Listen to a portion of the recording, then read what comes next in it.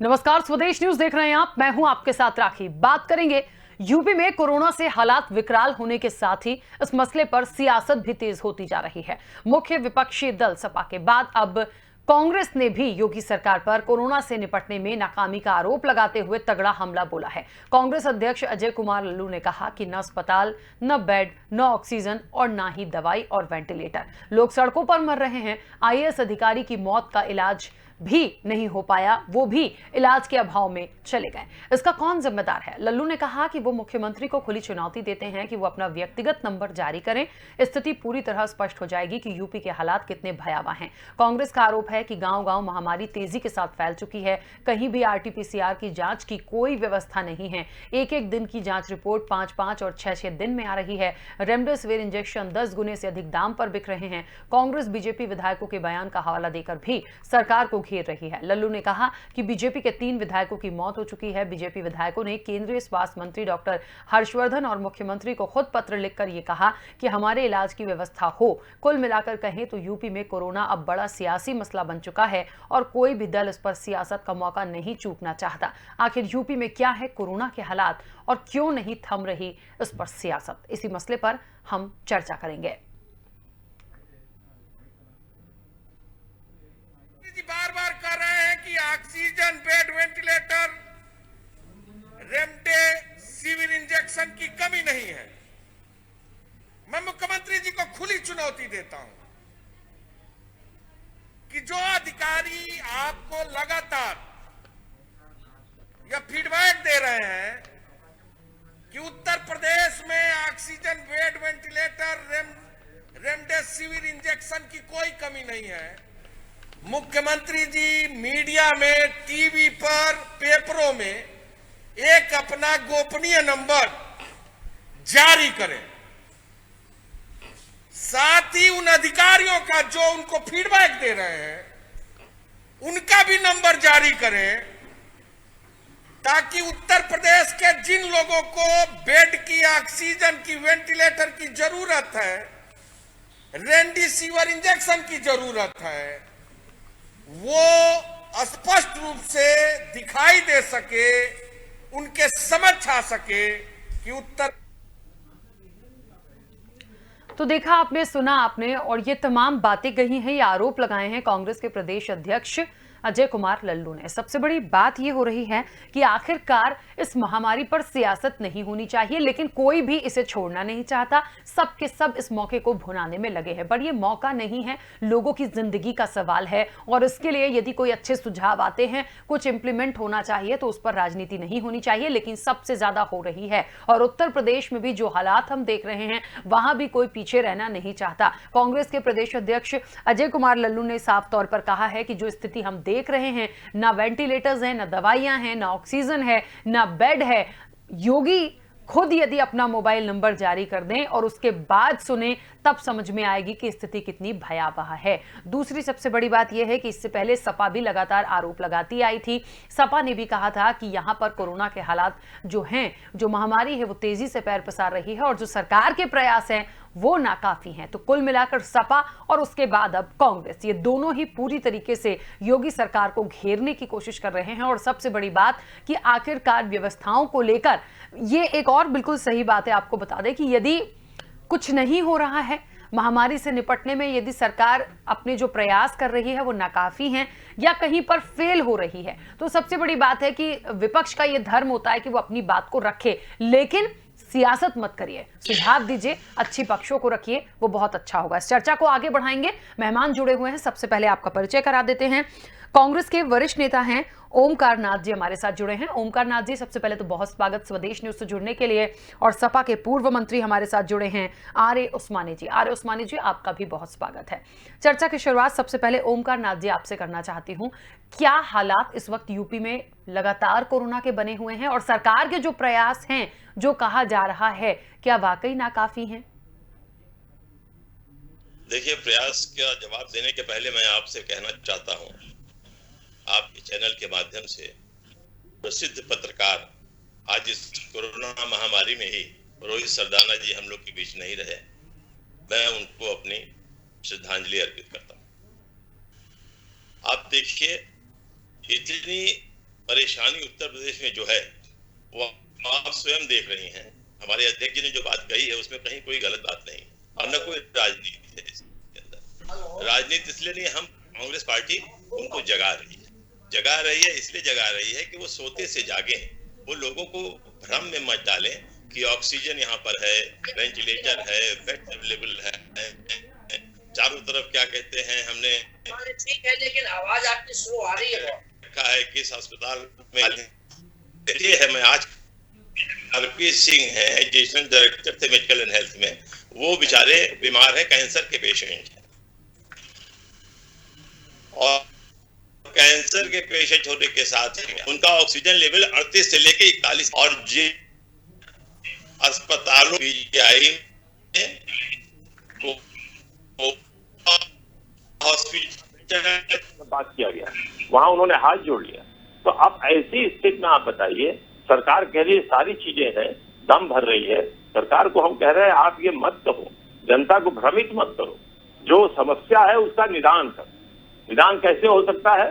जितने भी existing hospital है, चाहे वो सरकारी हो चाहे प्राइवेट, जिनको आपने कोविड हॉस्पिटल बना रखा है या न बना रखा हो, आप उनका ऑक्सीजन उतनी कितनी उसमें होनी चाहिए उतनी ऑक्सीजन तो मंगाइए कम से कम, ताकि वहां पर तो जो आदमी जाए उसको ऑक्सीजन मिल सके। प्लस आपने घर पर भी देखा है कि हजारों की संख्या में लोग सिलेंडर लेके दौड़ रहे हैं बाजार के अंदर। आपको क्या दिक्कत है भाई? आप क्या कहते हैं, मोबाइल वैन बनाइए, उसमें डॉक्टर्स की ड्यूटी लगाइए, सीएमओ ऑफिस में जिसकी इन्फॉर्मेशन आ रही है कोविड पॉजिटिव है या इसका ऑक्सीजन लेवल गिर रहा है, आप जाके वहां देखिए और वहां पर एक ऑक्सीजन सिलेंडर लगा दीजिए। कम से कम ट्रीटमेंट तो स्टार्ट हो। गांव की स्थिति ये है, मैं आजमगढ़ जिले का रहने वाला हूँ, लहुआ गांव है मेरा, लालगंज तहसील में, बहुत बड़ा गांव है। कोई घर ऐसा नहीं है जहां लोग बीमार ना हो, और पूरे गांव में 20 आदमी अब तक मर चुके हैं। हमारी भाभी ही कल सवेरे दिवंगत हुई हैं इसी बीमारी के चलते।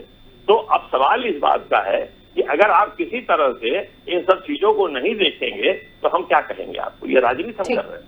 चलिए वापस आती हूँ ओमकार नाथ जी, वापस आती हूँ आपके पास। कई और मेहमान जुड़े हैं इस पूरी चर्चा में। बीजेपी प्रवक्ता विजय खेरा जी भी हमारे साथ जुड़ गए हैं। विजय जी, बहुत स्वागत चर्चा में शामिल होने के लिए, स्वदेश न्यूज से जुड़ने के लिए। सवाल अगला आप ही से लूंगी।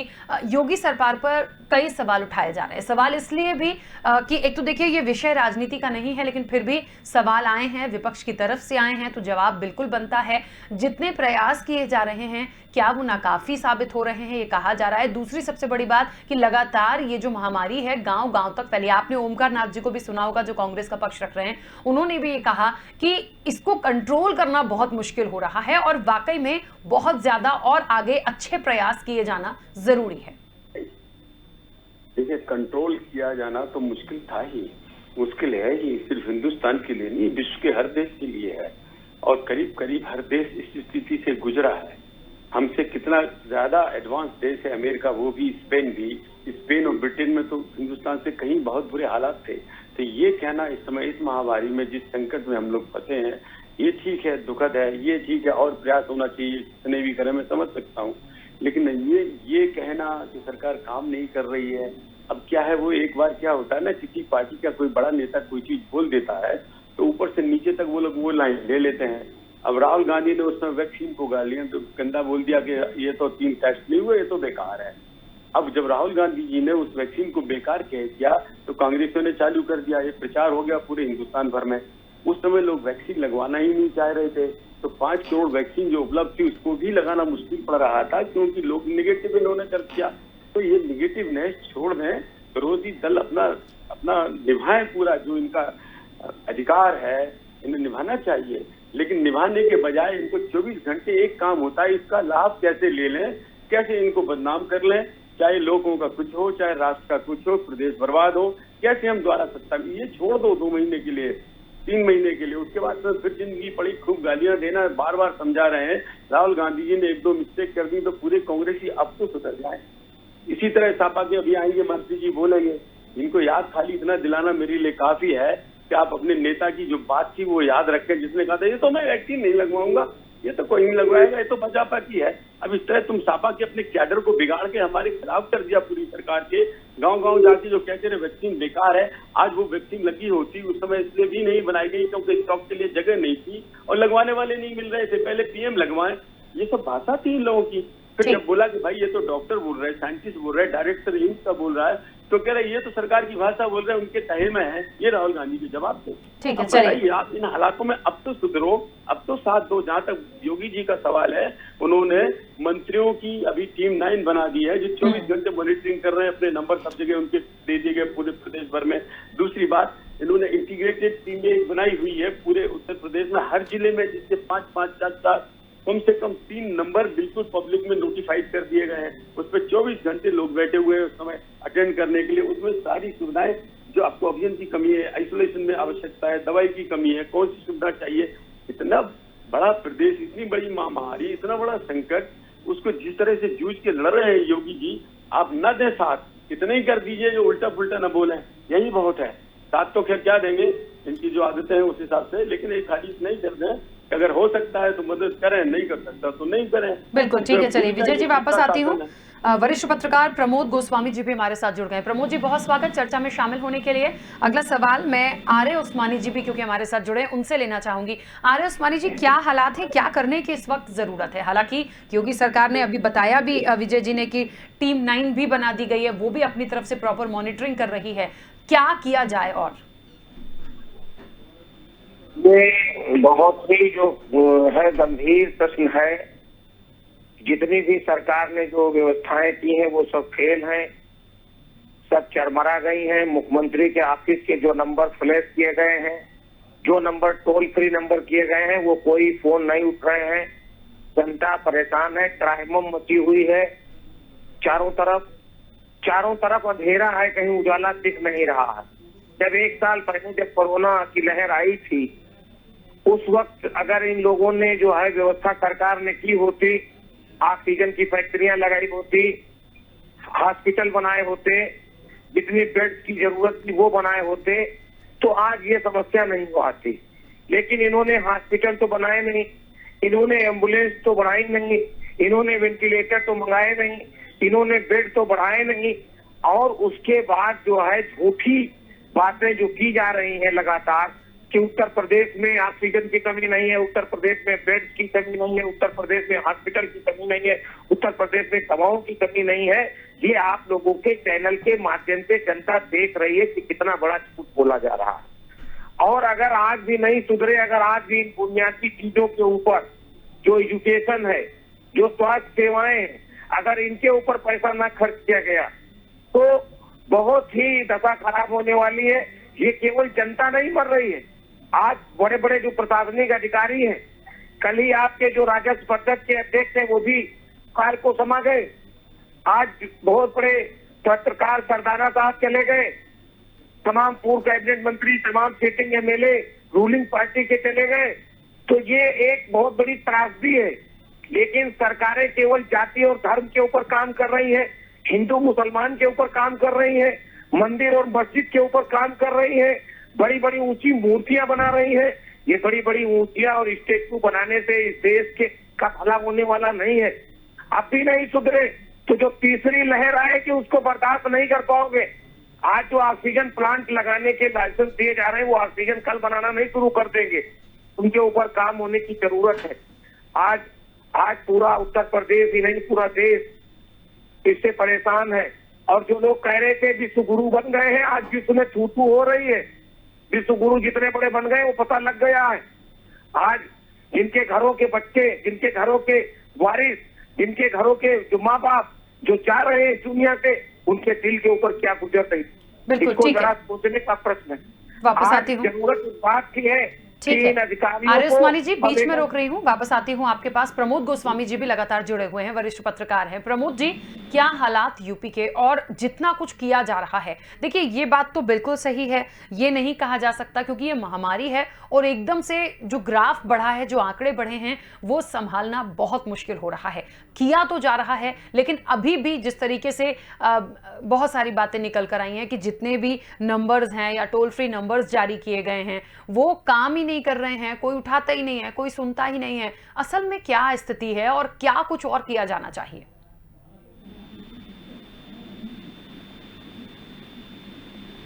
प्रमोद जी, मेरी आवाज पहुंच रही है? चलिए प्रमोद जी से दोबारा कनेक्ट करने की कोशिश करेंगे। लगातार उस्मानी जी अपनी बात रख रहे थे, लेकिन ओमकार नाथ जी हमारे साथ जुड़े। ओमकार नाथ जी, बहुत सारी बातें यहाँ पर हो तो रही हैं, लेकिन एक बात है कि चाहे पक्ष हो या विपक्ष हो, सबसे बड़ी बात है कि इस महामारी से निपटने के लिए क्या कुछ किया जा सकता है। यदि नंबर्स काम नहीं कर रहे हैं या फोन नहीं लगते हैं या टीम 9 जो बनाई गई है वो प्रॉपर तरीके से मॉनिटरिंग नहीं कर रही है, कोई भी बात होगी, देखिए वो तो टीम खैर आज ही बनाई गई, लेकिन इन तमाम बीचों में बिल्कुल सही बात है, यदि कोई गड़बड़ है या प्रॉपर काम नहीं हो रहा है तो विपक्ष अपनी बात बोल सकता है, लेकिन क्या बात करने की कोशिश की सरकार से? कह रहा हूं, सरकार अगर कुछ करना चाहती है तो आपके चैनल के माध्यम से और हमारे भाजपा के मित्र खेर साहब यहाँ पर हैं, उनको बताना चाहता हूँ, मैं आरोप प्रत्यारोप में नहीं जाना चाहता। अगर ये कुछ करना चाहती है तो 2-3 काम बहुत ही महत्वपूर्ण है, उसको करें। सबसे बड़ी चीज ये है कि जो लोग उन फोन पे बैठे हुए हैं उनको मॉनिटर करें, उनको सख्ती से उनसे कहें कि फोन उठाएं, भले किसी की मदद न कर पाए लेकिन फोन उठाएं। फोन उठाने से आधा कष्ट लोगों का दूर हो जाता है कि उनकी बात सुनी जा रही है, कुछ न कुछ व्यवस्था होगी। पिछली बार क्या था कि जब फोन उठाए जाते थे तो तुरंत दवा लेके डॉक्टर घर पहुंच जाया करता था। आज उसमें कमी हो रही है, देरी हो रही है। दूसरी चीज, अगर इस बीमारी को रोकना है तो टेस्ट चालू कराएं जगह जगह, गांव गांव में। जैसे टेस्ट होंगे तो आप उस आदमी को अलग कर सकते हैं जो बदली होगा, और अगर आप नहीं टेस्ट कराएंगे तो ये बीमारी बढ़ती जाएगी, आप बिल्कुल अपाहिज हो जाएंगे, कुछ नहीं कर पाएंगे। नंबर 2। नंबर 3, गांव में जो आदमी बीमार होता है, होता क्या है कि वहां पर 5 किलोमीटर, 4 किलोमीटर, 3 किलोमीटर से कम पे कोई दुकान नहीं मिलेगी जहां पर दवा वो ले सके, तो वो दवा लेने नहीं जाता ना, डॉक्टर के पास जाता है। तो ब्लॉक पे 100 गांव होते हैं, इनको चाहिए कि 30-30 गांव का एक क्लस्टर बना लें और एक मोबाइल वैन रखें और फोन रखें, बाकायदे फोन सबके दिए रहें, वो डॉक्टर फोन उठाएं, अगर वो बताता है कि ये चीजें हैं तो जाके वहां उसको दवाई की व्यवस्था करें, ताकि वो दवाई तो एक ही चल रही है प्रोटोकॉल की, वो दवा रखें और ले जाके उनको दे दें। तो अगर ये काम ये शुरू कर दें तो मैं समझता हूँ काफी हद तक लोगों को ये लगेगा कि हाँ हमारे पास आ रहा है। प्लस ऑक्सीजन सिलेंडर घर पे लगे, उसके लिए ऑक्सीजन की व्यवस्था करवाएं, ताकि इनके पास अगर अस्पताल में जगह नहीं है तो मरीज जब ऑक्सीजन लग जाता है तो आधा तो अपने संतुष्ट कर लेता है कि अब मैं शायद बच जाऊंगा, और जब तक उसको ऑक्सीजन नहीं मिलती तब तक वो परेशान होता रहता है।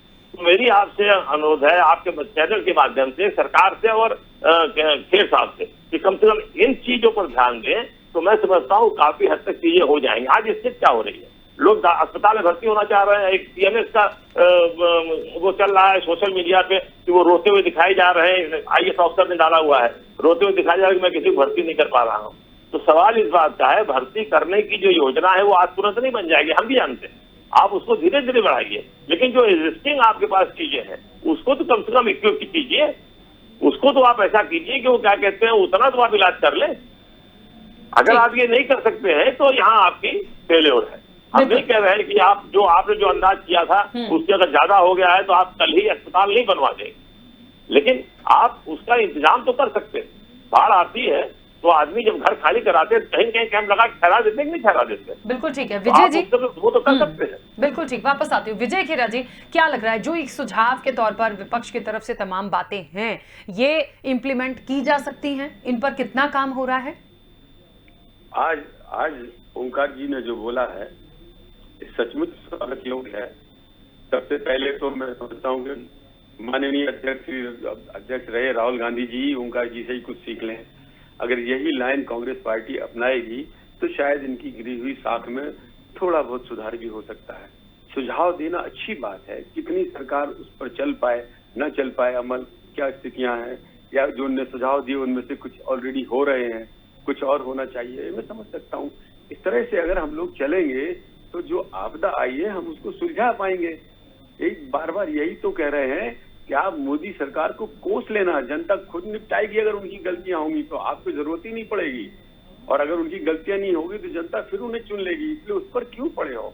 इसमें तो इस पर आओ कि हाँ भाई गांव में ये दिक्कत आ रही है, इस तरह क्लस्टर्ड एम्बुलेंस करें तो शायद उससे बेहतर हो। आज इस तरह से जैसे अभी फोन लगा जो दिए गए हैं इन पर मुख्यमंत्री का कार्यालय खुद बीच में फोन करके उनको चेक करता रहे कि उठ रहे कि नहीं उठ रहे, कौन क्या कर रहा है, उसकी रिपोर्टिंग क्या है, कितने फोन उठे, कितने वापस जवाब में गए कि नहीं गए, उठने के बाद वो अपने आप रिकॉर्ड में आ जाएगा, इसकी विजिलेंस चेकिंग हो। ये सब बातें तो समझ में आती हैं। अब आज ही देखिए मुख्यमंत्री जी डीआरओ आज ही कल ही उनका निगेटिव हुआ और आज ही सुबह चल दिए डीआरओ डीओ के अस्पताल की मुआयना करने चले गए ताकि ये तुरंत पूरे तैयार हो जाएं। एक्स्ट्रा बेड का अस्पताल वहां पर तैयार हो जाएगा। लखनऊ में एक्स्ट्रा बेड तो वैसे हर जिले में ही दुगने कर दिए गए हैं, कहीं कहीं पर 1.5 गुने हो पाए उनको भी बढ़ाया जा रहा है। आप भी देख रहे हैं मरीजों की संख्या प्रतिदिन 50,000 से होते होते 3.5 लाख हो गई है। और ये अकेले हमारे साथ नहीं हुआ है, चीन के साथ भी हुआ, अमेरिका के साथ तो इससे भी बदतर हालात हुए। हमारा कोई हम बड़ाई की नहीं लेना चाहते, ना ये दुखद बात में बात करने की है, लेकिन फिर भी लोगों को ढांढस बनाने के लिए कुछ बातें हैं जो होना चाहिए कि अभी भी हमारा मोर्टिलिटी रेट वर्ल्ड में सारे कंट्रीज से कम है आज भी। तो मतलब हम बचाने में सक्षम है, लेकिन अगर ये वैक्सीनेशन के लिए अच्छे तरह से उस समय लोगों ने भी कहा होता, साथ दिया होता, तो लगाने वाले मिलते तो ज्यादा प्रोटेक्शन होता। खैर अब हमको अमेरिका रॉ मटेरियल देने को तैयार हो गया है, 1-2 दिन में आ जाएगा। 15 करोड़ मुफ्त वैक्सीनेशन 1 तारीख से प्रधानमंत्री कार्यालय से अभी घोषणा हुई है, कुछ दिन हुए कि पूरे हिंदुस्तान में 15 करोड़ वैक्सीन 1 तारीख से चालू हो जाएंगी। जो विजय जी, लेकिन आर्य उस्मानी जी ने भी ये बात बोली है कि जो व्यवस्थाएं वहां कर भी रहे हैं वो पूरी तरीके से फेल हैं, चरमरा गई हैं, लोग परेशान हो रहे हैं, पैनिक हो रहे हैं, गांव-गांव तक हालात खराब हैं। कैसे इनको कंट्रोल किया जाएगा? मैं ये नहीं कह रही हूँ कि सरकार काम नहीं कर रही है, लेकिन व्यवस्थाओं को संभालना बहुत बड़ा टास्क है। मैं उनकी इस बात से तो नहीं मैं इनकार करूंगा। इतनी बड़ी व्यवस्था है, कहीं इक्के दुक्के खामियां भी हो सकती हैं, कहीं कमी हो सकती है, कमी सरकारी अफसर गलती कर सकता है। अब वहां पर मान लो 5,000 डॉक्टर काम कर रहे हैं, 1-2 से गलती भी हो सकती है कभी कभार। लेकिन होता क्या है कि जहाँ कोई चीज होती है उसको दिखाना और फिर ये विरोधी दलों को उसको आगे बढ़ना। बाकी खामियां कहना 24 घंटे तो मतलब एक आदत में ही शुमार हो गया है, कम से कम सापा की आदत में तो बिल्कुल ही हो गया है। इन्हें तो 24 घंटे एक काम है, कैसी भी हो, सत्ता हो, लोग मरे या जिए, ठेले का काम नहीं करना, मदद कुछ करना नहीं, सुझाव कोई लाना नहीं। अभी पंचायत चुनाव जब हो रहे थे, अभी ये क्रिटिसाइज करने लगे, अगर यही थी तो कितने बार गए मुख्यमंत्री जी से अखिलेश मिलने का, साहब मत कराओ चुनाव। कौन सी प्रेस कॉन्फ्रेंस करी इन्होंने, कौन सा इन्होंने लोगों को इकट्ठा करके बताया, कभी कोई कमेटी बनाई, कुछ किया? कुछ भी नहीं किया। ये तो शामिल थे चुनाव में, अगर नहीं होते तो जान खाने को बैठ जाते। ये मैं कह रहा हूँ कि इस समय तो जो अभी उनका बात करी है ये अगर अपना ली जाए तो मेरे ख्याल से यही वो समय है जो हम सबको मिलकर इसी तरह से काम करना चाहिए। और सुझाव दे रहे हैं, इन सुझाव पर विचार भी होना चाहिए। बिल्कुल। चलिए आर्य उस्मानी जी अपनी बात रखिएगा। मैं ये कह रहा हूँ कि जो इन्होंने नंबर्स जो इन्होंने किए हैं वो नंबर्स कहीं उठ नहीं रहे हैं। मैं एक ताजी घटना आपको बता रहा हूँ, गाजियाबाद का, जहाँ सीरत से पश्चिमी उत्तर प्रदेश से खेड़ा जी आते हैं। गाजियाबाद में एक मोहम्मद नसीम प्राथमिक विद्यालय टीचर हैं, न वहाँ सीएमओ फोन उठा रहा है, न वहाँ का डीएम फोन उठा रहा है, न वहाँ कोई हॉस्पिटल भर्ती करने को तैयार है। 1 साल से ये लोग क्या कर रहे थे? 1 साल पहले जब मार्च अप्रैल में कोरोना महामारी आई थी, बड़ी बड़ी बातें की गई थी कि हम बहुत बड़े बड़े हॉस्पिटल बना लेंगे, बहुत बड़े बड़े अस्पताल बना लेंगे, ऑक्सीजन की व्यवस्था कर लेंगे। 1 साल तक तो इन्होंने कुछ किया नहीं। इन्होंने केवल सांप्रदायिकता फैलाने का, ध्रुवीकरण करने का और कोई काम इन्होंने नहीं किया 1 साल में। और आज भी इनकी स्थिति ये है कि आज भी इनकी पार्टी के लोग, मैं ये नहीं कह रहा हूँ कि केवल जनता मर रही है, इनकी पार्टी के लोग मर रहे हैं। जगह जगह जो है उनकी जाने जा रही हैं। तो जिसके घर परिवार के लोग जा रहे हैं तो कम से कम इनके अंदर थोड़ी तो संवेदनशीलता आनी चाहिए। कम से कम जो इनके मुख्यमंत्री ऑफिस के जो कार्यालय है, जो डिप्टी चीफ मिनिस्टर के ऑफिस के जो फोन नंबर है, जो मिनिस्टर के फोन नंबर है, जो डीएम के फोन नंबर है, वो तो उठने चाहिए। न डीएम बात करे, उनका स्टोनो बात करे, उनका जो अर्दली है वो बात करे, वो बताए कि कहाँ जाना है, कैसे क्या करना है, इन्होंने कहाँ कहाँ कोरोना हॉस्पिटल बनाए, कौन सा इन्होंने काम किया है। इनके पास केवल जो है आज भी अगर इनको इनके अंदर जरा भी संवेदनहीनता है तो पंचायत चुनाव की काउंटिंग रुकवा देंगे, पश्चिमी बंगाल की काउंटिंग रुकवा दे, केरला की काउंटिंग रुकवा दे। इस काउंटिंग के बाद भी बहुत बड़े पैमाने पर महामारी फैलेगी, क्योंकि वहां पर भी जो है जो कोरोना ग्रसित लोग हैं वो जान ही नहीं पाएंगे, क्योंकि जांच इतनी हो नहीं रही है कि उनके कोरोना है कि नहीं है। और वहां बड़े पैमाने पे कोरोना फैलाने का ये लोग काम करेंगे और उसका नुकसान जो है ये देश भुगतेगा। आज इस देश में तमाम महानुभाव जो इस देश की धरोहर थी, वो पूर्व कैबिनेट मंत्री हाजी रियाज अहमद साहब पीलीभीत के कल चले गए, राजद परिषद के अध्यक्ष कल चले गए। तमाम लोग ऐसे जो अधिकारी और वो जा रहे हैं, इनकी संवेदनशीलता जागनी चाहिए। आज इनकी चमचागिरी और मक्खनबाजी करने से काम चलने वाला नहीं है। ये मीडिया को भी सोचना चाहिए कि बहुत दिन तक जो है इन्होंने बहुत चमचागिरी कर ली इनकी, आज अपने ऊपर ही पड़ गई है। आज हमारे घर परिवार के, पत्रकार बंधुओं के घर परिवार के, नेताओं के घर परिवार के, अधिकारियों के घर परिवार के लोग जो है काल के गाल में समा रहे हैं। ये बहुत ही गैर जिम्मेदार सरकार है उत्तर प्रदेश और विजय जी, इसका जवाब आप ही दे पाएंगे बेहतर। धकेलने का काम इन्होंने किया है। इनको भगवान ने 1 साल 1.5 साल पहले ही सूचना दे दी थी कि हम इतना बड़ा कहर ढाने जा रहे हैं, तुम्हारे दम हो तो उसको रोक लो। और ये रोकने का इन्होंने कहा था, वादा किया था जनता से कि हम इसको रोकेंगे, लेकिन रोकने में नाकाम रहे, विजय जी, साबित रहे। इसका जवाब आप ही दे पाएंगे बेहतर। ये क्या है, देखिए अभी भी नहीं आएंगे ये लोग, नहीं अपनी आदत नहीं छोड़ सकते लोग। क्यों? अभी भी ये क्या कर रहे हैं, आपके मीडिया के ऊपर आके माहौल को गमगीन बना के ये विजय जी एक बात मैं यहाँ पर बोलूं, मीडिया पे जब उन्होंने टिप्पणी करी है, मैंने यहाँ इसलिए कुछ नहीं बोला क्योंकि ये बहुत कॉमन सी बात हो गई है। जब किसी के पास कुछ नहीं है तो लेके मीडिया पर ठीकरा फोड़ देते हैं, और हम यहाँ पर सियासत करने बैठे नहीं हैं या उसका क्लैरिफिकेशन देने बैठे नहीं है। बात महामारी की हो रही है तो मैं इसलिए आपने मेरा पूरा सेंटेंस नहीं सुना। मीडिया तो मैंने बोला ही, मैं ये कह रहा हूँ मीडिया पर आकर ये माहौल को गमगीन बना के ऐसे दिखा रहे हैं ताकि और लोग दुखी हों और लोग चिंतित हों, इस तरह से कि हमारा ये केस वैसा हो गया, वैसा केस ऐसा हो गया, उसको दिखा रहे हैं। अरे ये तो कौन नहीं माना था कि ऑक्सीजन की कमी क्रिएट हुई थी? ये कौन नहीं मान रहा था कि बेड की कमी क्रिएट हुई थी? ये कब का? हम केजरीवाल थोड़ा ही दिन भर झूठ बोलते रहेंगे। हम तो माना था कि हुई थी, लेकिन अब उसमें अगली आपने एक बात और आपने भी की थी, ऑक्सीजन के लिए हम एक उदाहरण दे देंगे, वही काफी होगा कि महाराष्ट्र सरकार के लिए 10 ऑक्सीजन प्लांट अक्टूबर 2020 में दिए थे केंद्र सरकार ने। उनको खाली इतना करके देना था कि हमारी फिटनेस हो गई है, बिजली लग गई है और ये हमारा हॉल बन गया, सिविल काम करना था। 6 महीने तक किया नहीं, क्योंकि वो मजाक समझ रहे थे उद्धव ठाकरे इस चीज को। इसी तरीके से हम लोग रोते रहे, कहते रहे, मीडिया भी कहता रहा दिन भर कि भैया बांधो इसको, लगाओ मास्क को, लगाओ। हर मीडिया वालों ने हाथ जोड़े, दूरी और जरूरी सब लगा स्लोगन। लेकिन हुआ क्या, जब भी निकलो किसी शहर से, अगर 3000 आदमी रास्ते में अगर आपने क्रॉस किए हैं तो उनमें से आपको 2500 आदमी बिना मास्क के मिलते थे। कह के रह गए। इसके बावजूद भी ये कह रहे कुछ नहीं किया, कुछ नहीं हुआ। अरे हमने 1 साल में दिखा दिया पूरे विश्व को कि हमने क्या किया, पूरा कंट्रोल कर लिया था हमने तो। हमें तो वैक्सीन ही सरप्लस हो गई थी, दुबई भेजी हमने। कैसी बातें कर रहे, लगाने वाले नहीं तो हमने दुबई को वैक्सीन दी, हमने सरप्लस वैक्सीन।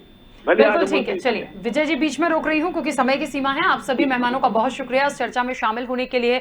बात चल रही थी यूपी में कोरोना के हालातों पर। देखिए यूपी ही नहीं, पूरे देश में ही तो हाहाकार मचा हुआ है। बात सिर्फ इतनी सी होती है कि यदि कांग्रेस, सपा के बाद कांग्रेस ने बहुत जोर शोर से ये मुद्दा उठाया कि ऑक्सीजन नहीं है, वेंटिलेटर नहीं है, दवाइयां नहीं है, सरकार जो प्रयास कर रही है वो पूरी तरह से फेल है, लेकिन योगी सरकार भी मानने को तैयार नहीं है। उन्होंने टीम 9 बना दी है, प्रॉपर मॉनिटरिंग करिए, फोन लाइंस खोली हैं, वहां पर आप कॉल करिए। अब विपक्ष का यह भी आरोप है कि फोन लाइंस पर कोई सुनता नहीं है। देखिए अपनी अपनी पार्टी का पक्ष रखेंगे, लेकिन बात यह है कि प्रयास करते रहना होगा, उन प्रयासों को सफल बनाना होगा, जागरूकता दिखानी होगी ताकि इस महामारी से जीत सकें और सियासत बिल्कुल भी ना हो। इस चर्चा में इतना ही, दीजिए इजाजत, नमस्कार।